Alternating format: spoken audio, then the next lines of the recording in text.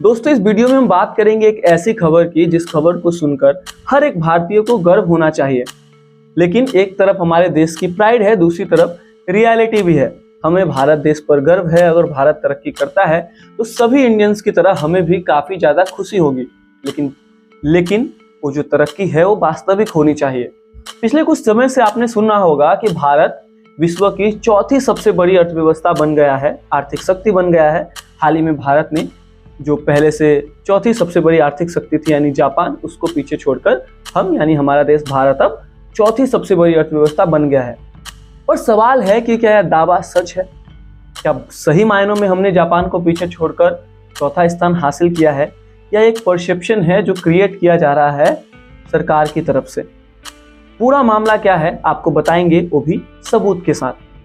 दोस्तों, पिछले हफ्ते शनिवार को नीति आयोग के सीईओ बी.आर. सुब्रमण्यम ने एक बयान जारी कर भारत को जापान से आगे निकलते हुए दुनिया की चौथी सबसे बड़ी अर्थव्यवस्था होने का दावा किया था। लेकिन इसके 2 दिन के बाद ही यानी सोमवार को नीति आयोग के एक सदस्य अरविंद बिरमानी ने कहा कि भारत इस साल यानी 2025 के अंत तक दुनिया की चौथी सबसे बड़ी अर्थव्यवस्था बन सकता है। तो चौथी बड़ी अर्थव्यवस्था बनने के इन दावों के बीच कुछ लोगों का कहना है कि भारत एक विशाल आबादी के साथ आर्थिक रूप से सही दिशा में प्रगति कर रहा है, जबकि कुछ अर्थशास्त्रियों ने जीडीपी के बारे में दावा करने में जल्दबाजी करने की ओर इशारा किया है। आपको बता दें कि शनिवार को सुब्रमण्यम ने एक सार्वजनिक कार्यक्रम में कहा, मैं जब बोल रहा हूं इस वक्त हम चौथी सबसे बड़ी अर्थव्यवस्था है, हम $4 ट्रिलियन की अर्थव्यवस्था है और मेरा डेटा नहीं, यह IMF का डेटा है। आज भारत जीडीपी के मामले में जापान से बड़ा है। हालांकि IMF के डेटा से पता चलता है कि यह बयान थोड़ा पहले ही दे दिया गया है, जबकि वास्तव में भारत 2025 के अंत तक नॉमिनल जीडीपी के मामले में जापान से आगे निकलकर चौथी सबसे बड़ी अर्थव्यवस्था बनने के लिए तैयार है।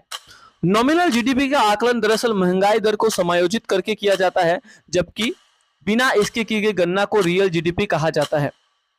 पीटीआई को दिए साक्षात्कार में नीति आयोग के सदस्य अरविंद बिरवानी ने कहा, भारत चौथी बड़ी अर्थव्यवस्था बनने की प्रक्रिया में है। निजी तौर पर मुझे भरोसा है कि 2025 के अंत तक ऐसा हो जाएगा, क्योंकि इसके लिए वित्त वर्ष में सभी 12 महीनों के जीडीपी आंकड़ों की जरूरत होती है। इसीलिए तब तक यह एक पूर्वानुमान ही रहेगा।